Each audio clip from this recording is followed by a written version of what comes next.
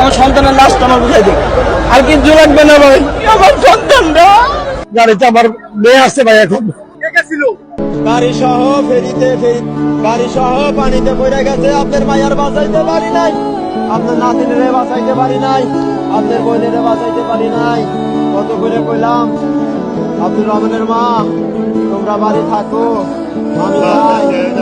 আমি যাই, আমার ডিউটি আছে, 29 তারিখে আমার ডিউটি। না তুমি একলা আমার একলা ভালো লাগে না, আমাদের চাই না, আমারে চাই না কেমনে, আমারে একলা চলে গেল।